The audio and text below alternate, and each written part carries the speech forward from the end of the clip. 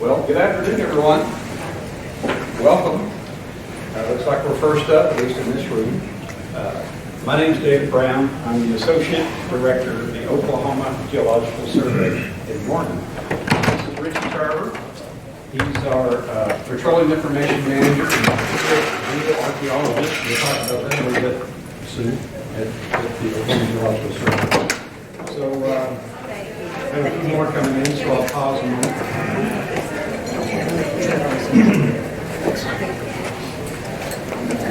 Now, I'm not going to mic up. I know I have a mic up here, but I talk loud anyway, so is everyone hearing me okay? Okay, good. I certainly don't mind doing that if we have to. So today we're here to tell you about what we call open access to geological information in Oklahoma, specifically a database and a way to access that database through an online system. And yes, we are going to talk about that. I'm going to demonstrate that for you live here shortly. But what I like to do when I do these kinds of presentations, I like to give an overview of the Geological Survey, the Oklahoma Geological Survey, because some people aren't really aware that we exist, or if we do, what is it we do for a living. So I like to give a little overview of our history and where we are and where we're going and that sort of thing. So I'll get right into that. Uh-oh. Yeah. There you go. You're welcome.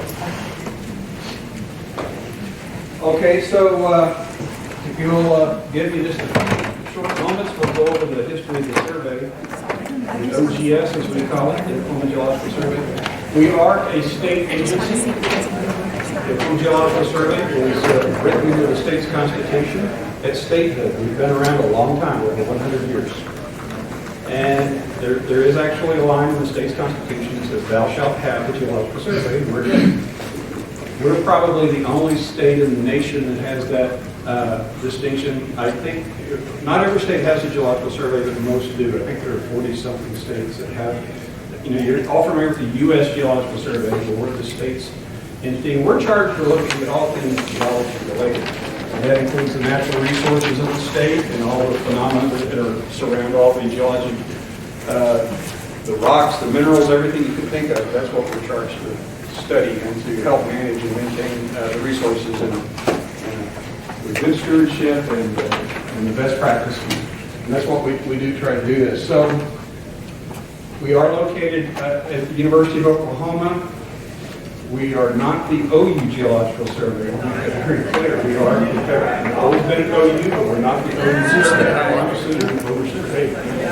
We are the Oklahoma Geological Survey. We serve all the citizens of this state. We're happy to do so, and we can do that for everyone. We work with OSU, Tulsa University, others around the state, plus industry, of course.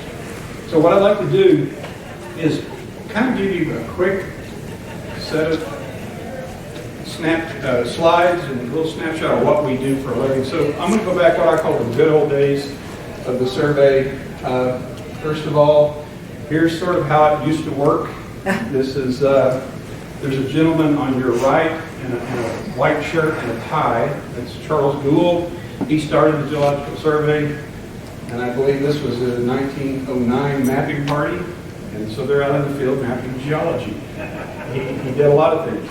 A lot of things started the first school of petroleum geology at OU and all these things.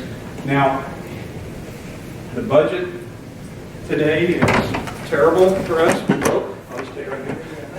This is still our mapping. This is still how we come. We don't do exactly. We're a little bit better than this, but not much, I have to say.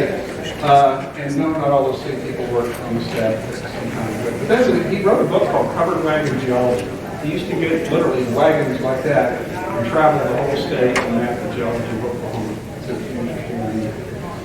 But I will take experience from my point of view. I've been with the survey recently for just 4 years in this tour of duty, I call it. I used to work for the survey in a sense back in the 90s. And I worked on a project where we studied fluvial reservoirs in the state. We're looking at fluvial river sands, if you will, tributaries, deltaic environments in the subsurface. And to do that, we had to study the modern environments around the state. So we would fly around and photograph and describe these patterns you see on the ground. I'm actually I'm a pilot, so this was great. Gave me a chance to get in the airplane and go do something. So we've taken these photographs around rivers in Oklahoma, and then of course what you do, when you see a point bar like this, you record where that is, and then you go back and then you get out of the airplane and you go climb on the sand and look at the ripple marks that are being made by the water laying down the sand. And then you dig nice trenches in the ground, and we're looking at things like the patterns that you see that are as the cross bedding is laid down in the sands, because these modern processes are the same ones that we see in the subsurface when we look at the rocks, and it helps us interpret water movement, fluid transport, sediment transport, and so forth. Here again, you can see some nice bedding, and I know from this photograph that the water is moving from left to right because of the way the incline beds are cross-bedded. Plus, there's an arrow that says so. All beds like that have that. So that's just something I used to work on a long time ago. I'm just trying to give you a feel for what people do in the survey, and then we're going to get into the demonstration about the oil and gas that I promised. So what do we do today? We have a program called the STATEMAP program. We map the surface geology of Oklahoma. So that means the rocks we stand on. We have a couple of geologists that travel, stay, map it. They do so by doing it in quadrangles. The red boxes you see are where we have coverage. This is where we completed surface geologic maps for the state. And so here's one just north of here, the Skiatook Quadrangle, the Skiatook Lake Quadrangle. And then you can see the lake right here in the center, but all the other colored patterns you see there represent the surface geology. If we went out there right now, we'd see these various formations, and the legend of this map will tell us what goes all over the geohazards. This is something that we look at for the state. What's a geohazard? Well, there's one. You may remember a few years back, not long ago, I-35. Rocks just suddenly fell onto Interstate 35. That's known as a hazard. And so we study why did this occur, will it occur again, and that sort of thing. We're charged with going out investigating those kinds of things. This is not a geohazard yet, but it's getting ready to be. This is just south of Davis, and that's going to be a problem soon. People are going to call us wondering why rocks are living in their bedrooms. So mapping in general. So I'm talking about mapping rocks, whether it's geohazards or whether it's fluvial systems or whatever. Most everyone at the survey gets involved in things like this. Here's a channel again south of the town of Sulphur, Oklahoma. This is showing an incised channel that was discovered here. You have trouble seeing where that is drawn, where the channel is. Basically, we're mapping these things. This was came from the old Arbuckle Mountains as the rocks deposited and cut into the existing formation. Again, just another example of what we might do in the field. Something like this, perhaps. We're looking at these cross beds. Remember, I dug into the river and we saw the sands from a modern environment. Well, this is about a 400 million year old environment or more, and you can see the different patterns. And the fact that these cross beds go this way and these go this way, that back and forth pattern tells me that's a tidal influenced environment. Same thing here, something called herringbone cross bedding, determined that basically the tides and sudden deposition causing these patterns to be frozen and be built in the rocks. So beyond the work we do in the field, where we get ready, we pick people out and show them, we pick geologists out and field trips, and they're very popular, and we've done so for many, many years. Switching gears, some other things we do. Seismicity. You might have read in the papers in the last couple of years, we've had a couple of earthquakes in Oklahoma, and our seismologist studies this. Here's a map showing all three magnitude 3.0 earthquakes between 2009 and 2018, the locations of where those occurred. And down here it shows a frequency of how many there were per month, and they're tailing off at this particular, this graph is moving. And the good news is the general trend appears to be declining. We do study this. Here's one of our technicians in the field putting one of our seismographs out. And we have these all over a good part of the state, not all over the state, we need more. But we're listening 24/7 to the earth, basically. It tells us what's going on when there's an earthquake. And we have to service these from time to time. Every time we do this, we get a lot of the locals that get interested in what we're up to. So you can see that happening here. Outreach, we do, we're charged with reporting on the work we do. We have to go out and we do reports and maps and so forth. But we also interact with the public. We especially like interacting with young people in STEM-related activities like this. Kids love the fossils and the rocks. And events like this are always very popular. So, what are we doing in the future? Well, I'm not going to go over every one of these things, but our seismologist, he has a National Science Foundation grant where he's about to go back to Antarctica, it turns out. It's a long commute, but he's looking at some glacier activity as it relates to seismic propagation and so forth. So that's an interesting thing, something a little bit different than we don't do, of course. We do study something called hydrogeology. Well, what is that? Well, obviously, water is very important to all of us, and the aquifers and the movement of the water and all of its properties, whether it's for water that we drink or agriculture or for other means. And we have our hydrogeologist, Kyle Murray, who's in the room as we speak. In fact, he's going to speak with you tomorrow. He's going to give a presentation on some of the work that he's working on. I don't know the title of that talk, Kyle, but you're on tomorrow, so that's a teaser. Okay, so looking forward to that. But what he does is, stole a slide from him. He'll probably raise his hand and ask me a question about this. But here's an example of I assume is probably an old disposal well, perhaps, or an injection well. And Kyle puts instrumentation down that hole to measure the water fluctuation, the depths of the water, watch the fluctuation. You can see this when seismic activity occurs. He can record these changes in the depth of the water.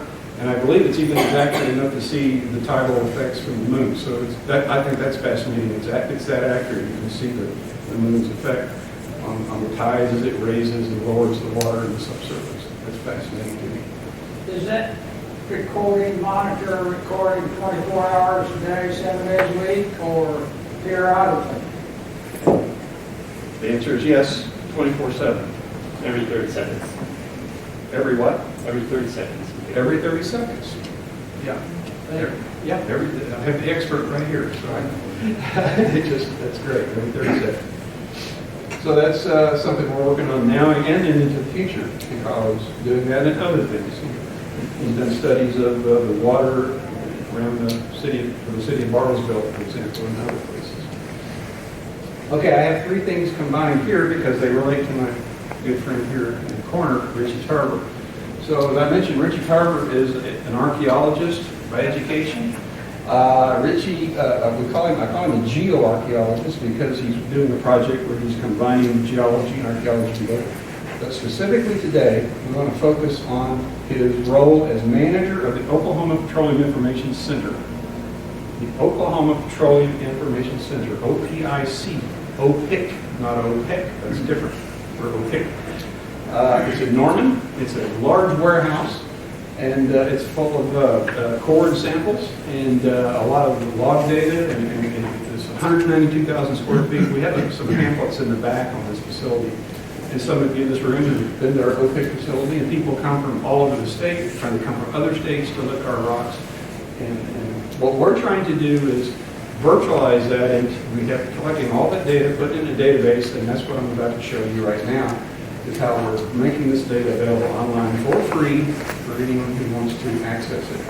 So quickly again, we have a viewing room at the OPIC facility where geologists can come look at. Here we have some core slabs laid out, and they can come in here inch by inch at the rocks and make decisions on drilling and other properties on the test porosity, permeability, and all kinds of things.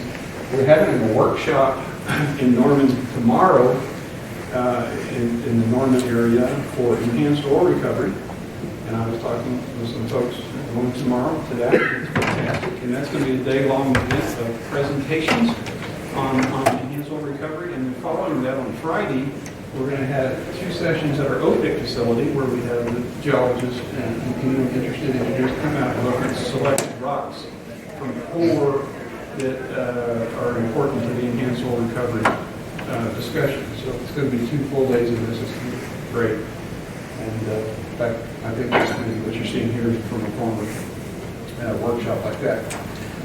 Just real quick, I mentioned we have over 100 miles, 3-mile bullet points, over 100 miles of core in this facility. It's a huge, you can put 4 football fields in this warehouse.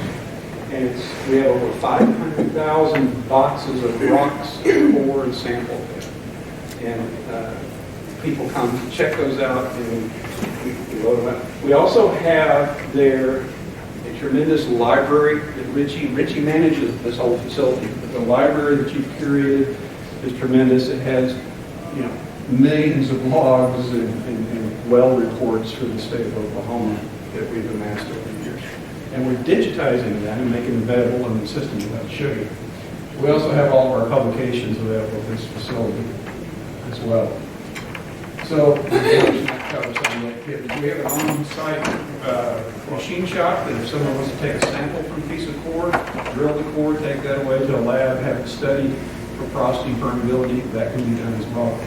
The trick there is, though, if you do that, you take some of our core, which is available to the public, you drill a little plug out of it, and you go off and you have it tested. You can do that, but after 1 year, we ask that you return the data to us, and we put it in a database that Richie manages, and those data will be available through the system we're about to show you. The idea is if Bill, if you come in and want to drill a plug in a core and say, I want to test right here at this depth, I can say, yeah, well, that's fine, but someone prior has already done this, and if you wish, here's the data for free. You can use it, and we don't have to drill it. Now, if you still want to drill the hole, we can arm wrestle over that and find out if it's still necessary. Trying to preserve the rock, but also share the data. So, as I said, we're building an online viewer for this, a single online source for the state's natural resource data. We feel like these data belong to the citizens of Oklahoma already. We're a state agency.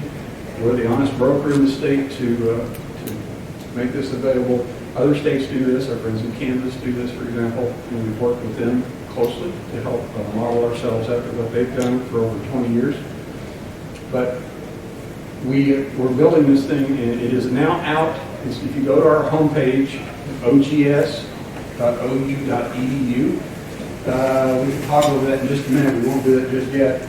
But you'll find a link. I'll show you where it is. You can access this. It's a beta viewer. It's in a pilot stage now. This is going to be in phase. We got it out there. It's available for free right now. And just some basic things. It's not going to fly us to the moon and back yet, but we can fly around the pattern, as we say in pilot speak, with this thing recently. So you'll see a map of the state of Oklahoma. You can zoom in. The wells will show up on the map that exists in the state. Most everything we do is well-centric, and we're putting data on top of those wells. You click on your favorite well, data will show up on the side over here, basic, what I call header data about the well. But here's the important part. If Richie has in his shop at OPIC any data associated with that well, whether it be photographs of the core, analysis for the core, any logs that we've digitized, you'll see these down here available for you to click on, view and or download for free. So that's the point here. So here's an example of what one might see. We're going to see this for real, probably right now. So can we go to our homepage? So here's the OGS homepage, ogs.ou.edu. And if you scroll down a bit on our front landing page, you're going to find an article written about this project that I'm describing to you now. It tells you a little bit about it.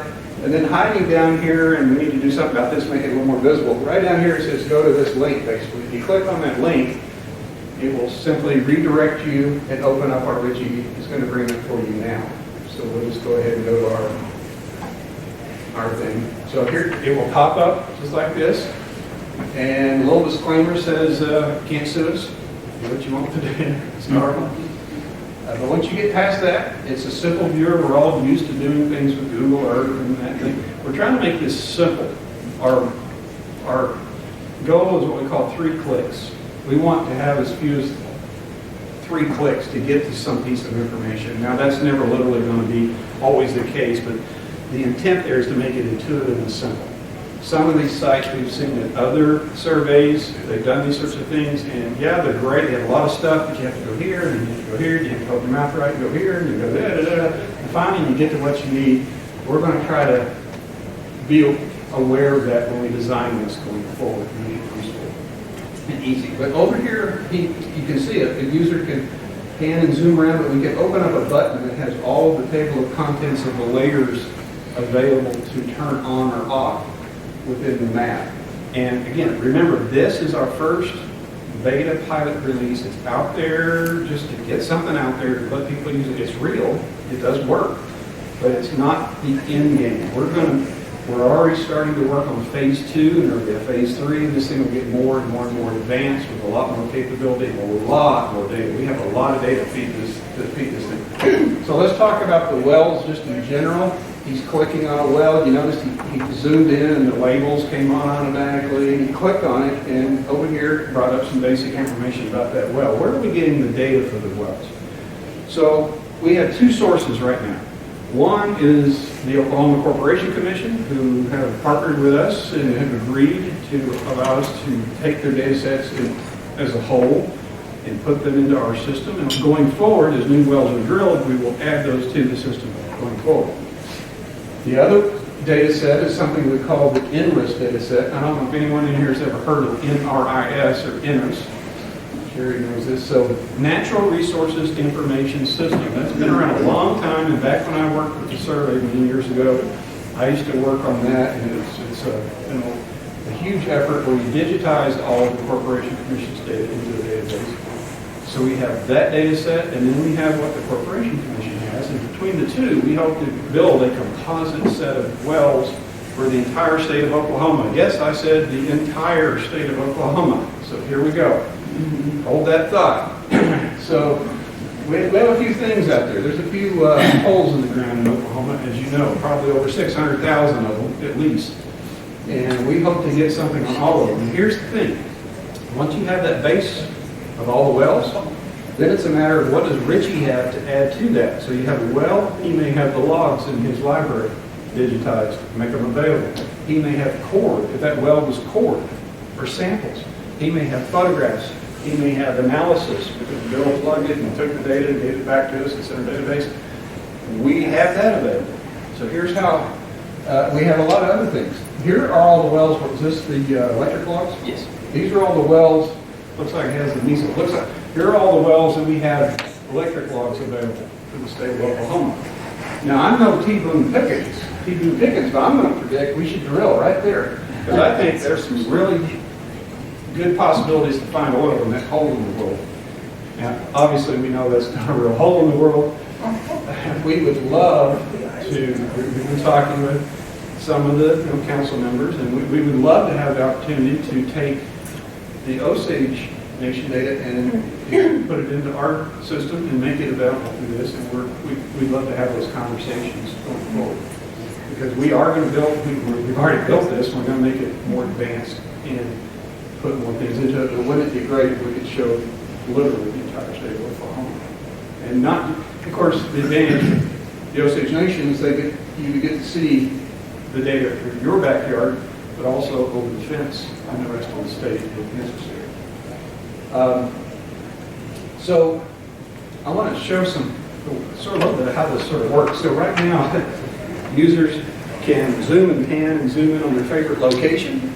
And if you happen to know where the well is, and if you find it, there you go. But if you have the API number, the all famous API number of your favorite well, you can type it in the box in the upper right and say go, and it will find it, and you can even have it zoom to that. Now, in phase 2, we're going to have a lot more search capability here, obviously. Not just API number search capability. We'll search on county, we'll search on well name and operator, township range section.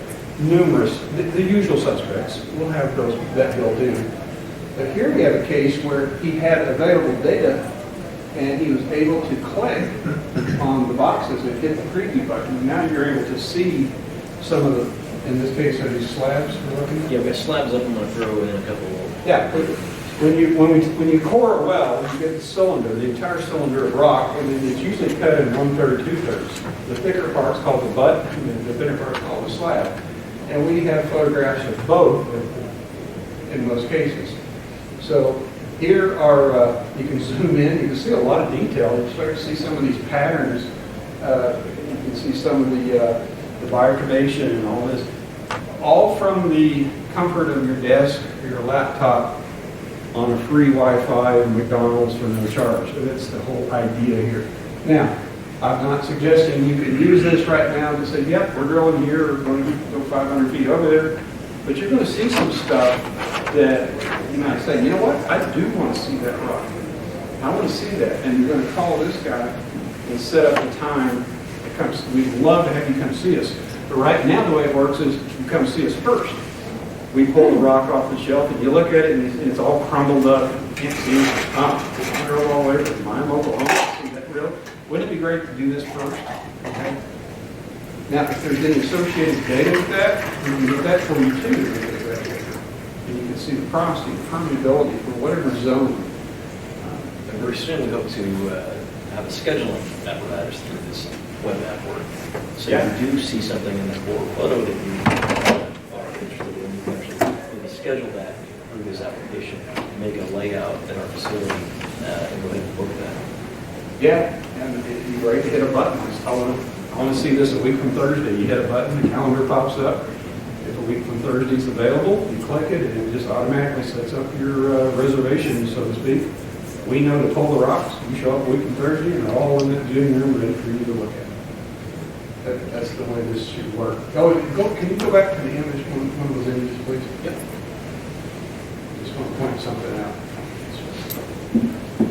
So he's putting some of our favorite API numbers in here, what we know we have.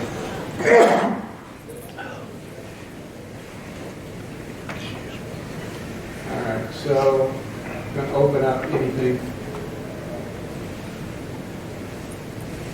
Look at the slab real quick. Two. Now,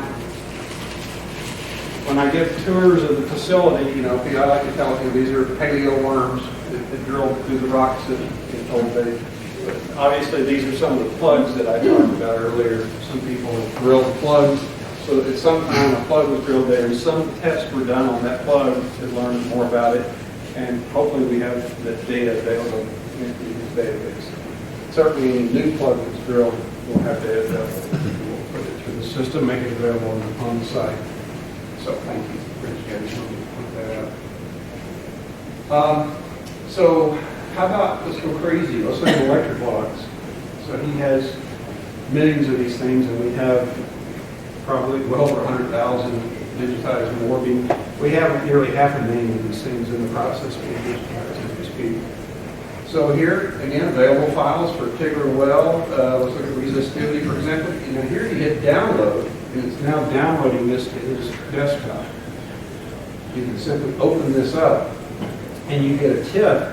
Now, we have a viewer that's also available for free here. You click it once, it downloads, this viewer downloads to your computer or your laptop one time, and then it's always there. And you can open this thing up in that viewer and look at the tracks and look at the gamma ray resist, whatever you're trying to see. And you can do multiple logs too in this viewer, right, Richie? And you can put them side by side, like this, for example. Or is this one? This is two. Two? Yeah. So this is, you can do some correlation and things like that. Yeah, so here's the headers. And we're digitizing all the time. We're adding more and more and more to this. Okay, so that right there is a nice thing to be able to do from your laptop if you can't find your way to normal. If you get this for no charge. Now, all that 100 years of the survey's history I talked about earlier, we've been doing a lot of things in 100 years. We have a lot of 100 years of scholarship, maps, reports. We're in the process of digitizing all of those.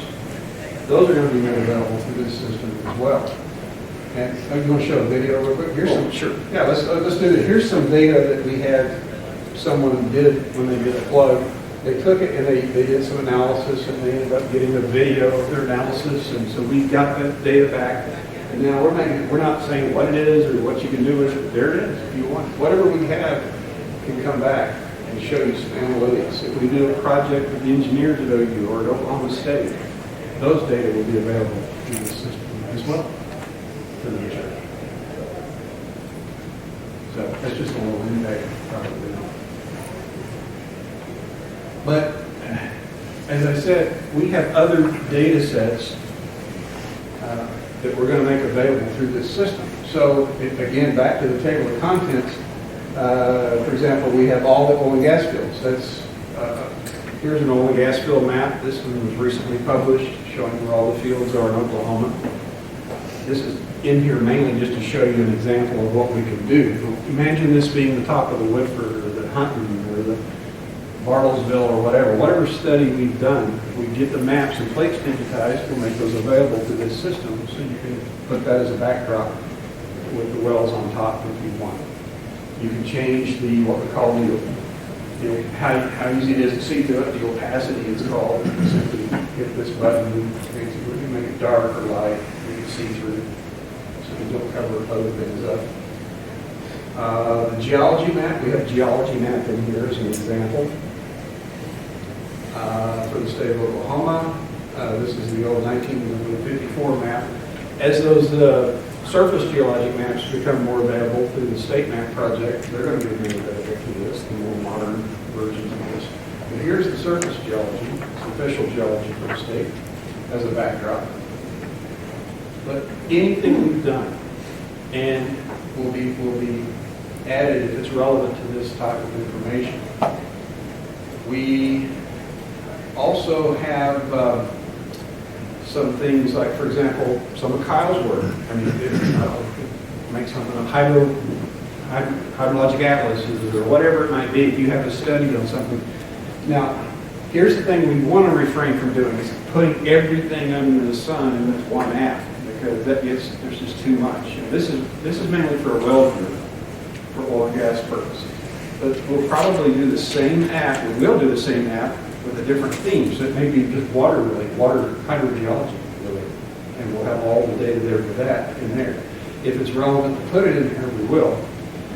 Geohazards, maybe we'll do the map will look and act the same way, but it'll be the geohazards version. Imagine going to the app store and getting the OGS app, and then you decide which flavor do you want. You want the oil and gas version, do you want the geohazards version, do you want the hydrogeology version, etc.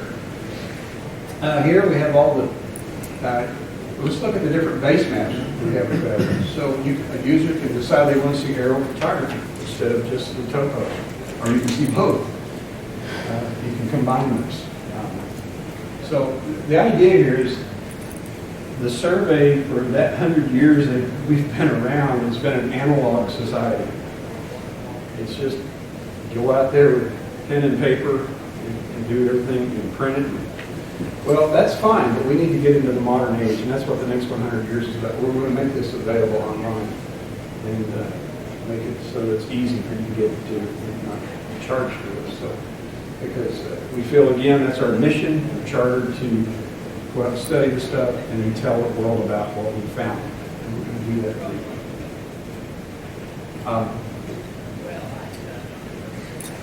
you. So is there anything else on the app that you wanted to hit? Does anyone have any questions about the app before I wrap this up? Okay. Here. A quick question, back to the well log screen. Yep. And if I go to click it to download, with the viewers that I already have on my, like Weatherford, Halliburton, Blueview, et cetera, are those pretty much compatible? Yes. Okay. Yes, sir. The internal application we have right now is the web app. Yeah. Oh, okay. That's the free. It's the weather. So yeah. And to access that. Yeah, there's a button right here to get the preview log app. Oh, there we go. Yeah, and that's the weather. Okay. But others will work this way. Okay, thank you. Yes, sir. You previously noted seismicity. Wouldn't that be something pertinent to this map? Yeah, we intend to, first of all, at a minimum, we have a map of all the faults we've identified. It doesn't mean we have them all, but the ones we've identified that we use for analyzing those seismic events will be a layer we add to this.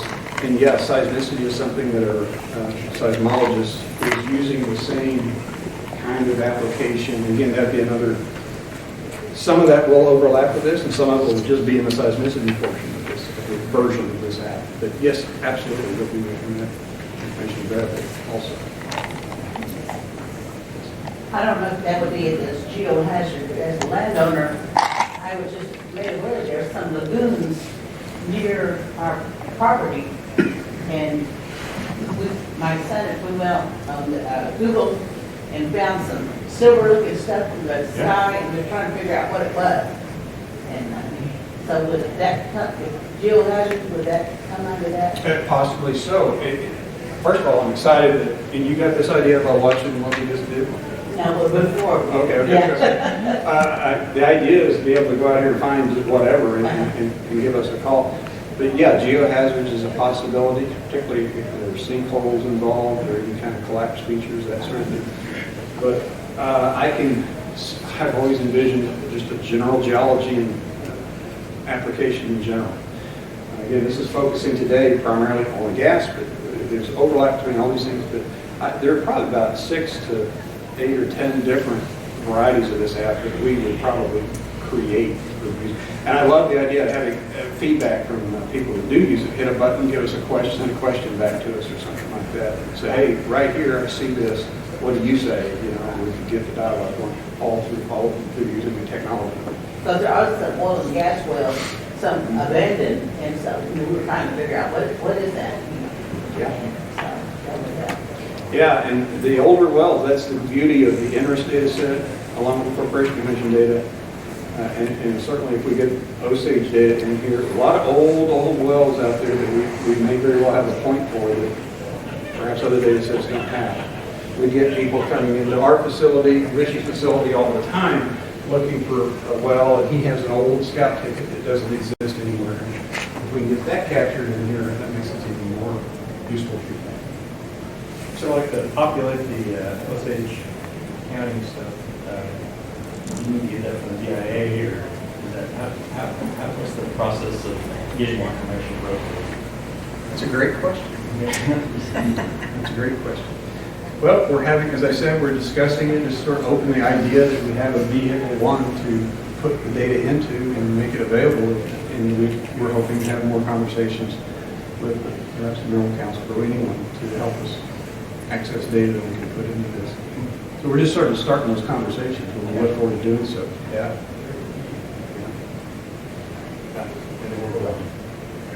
The INRIS database there, then you have Osage wells there, so those are already on there with API numbers. Some of those are probably, yes, that's the INRIS. When I remember coming here years ago, you and I talked this morning briefly about this, I remember getting some data sets from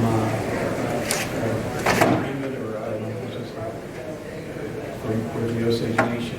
So some of those data are there. But anything we can use to supplement this with anything new that we don't have. INRIS, by the way, stopped really adding data to that database in about 2006. Okay. So anything since 2006 is not going to be in the INRIS data set. And we might have basic well record 1002A type data, Yeah. but we might not have associated documents such as electrical acts. Yeah, my stars are the Osage Form 208s and 139s. Yeah. For the drilling and completion. And of course, the Corporation Commission data is Form 1002A, which is the completion report. I haven't, you've seen these things. This is a 1985 version of such. As they well, there's a lot of data here. We're only showing you the basics right now in this pilot, but we have all these data, like the formation tops. That's what I want. I want those formations in there, the casing depths in there. I want everything we can get off of this form. And we have those data. It's just a matter of making this thing more robust and putting the data in. Yes, ma'am, you had a question. Yeah, I came to the UCAT Center when you presented up there from Beta, And then I mentioned about the Watson Schroeder files then, and have you had communication with the Minerals Council about scanning all of those yet? Not in that level of detail. I think again, I think there's an open dialogue and no kind of protocol. How many file cabinets are there? 50 file cabinets full? Yeah, so we actually have an apparatus in place right now at this OPIC facility where we are scanning all of our logs, and we've got about a 2-year interval where we're looking at having those completed. We initiated that in February of this year. So anything, we kind of view them as donations, any influx of donated materials, we're hoping to incorporate on the end of that 2-year period.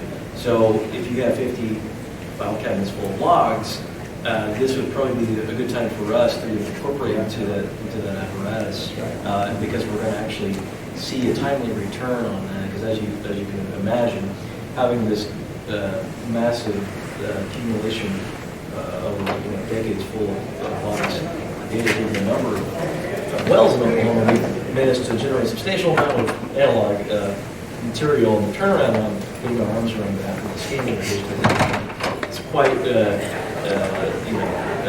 onerous task. But now we've kind of managed to facilitate that expeditiously. So all that to say is it's kind of a synergy that we're looking at with this facility, and so now is a great time for us to kind of capitalize on that momentum.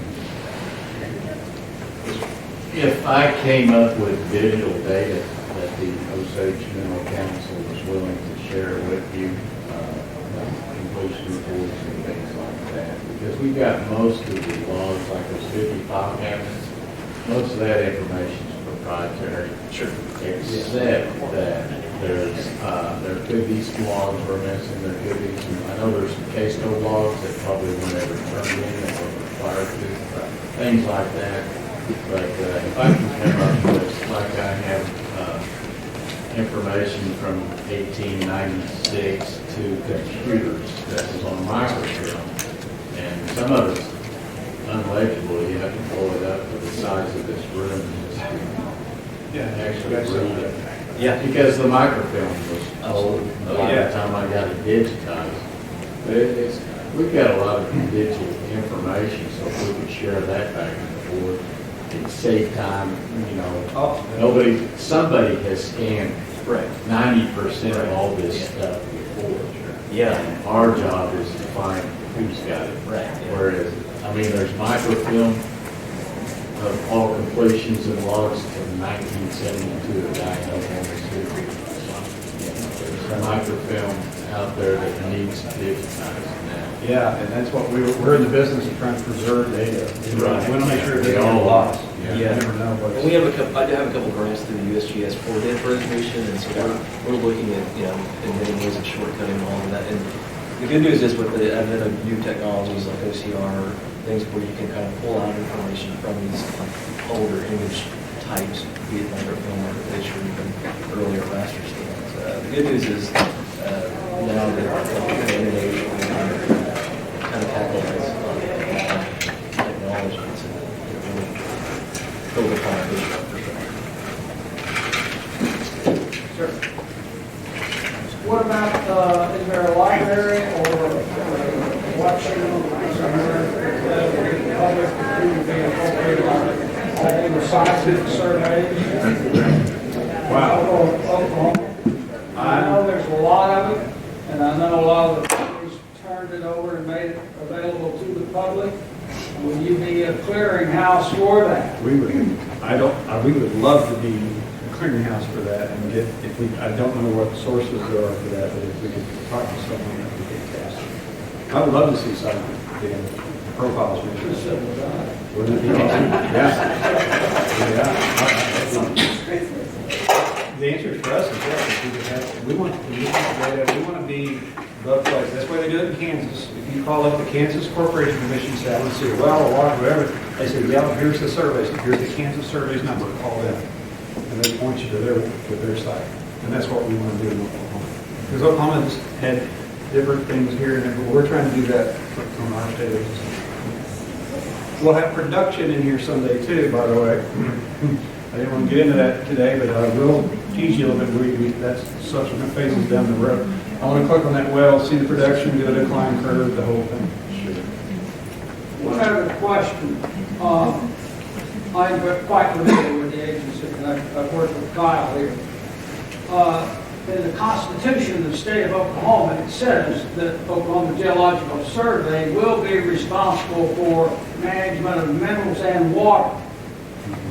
But we have skipped water for a number of years. The first hydrologist, geohydrologist is sitting behind me.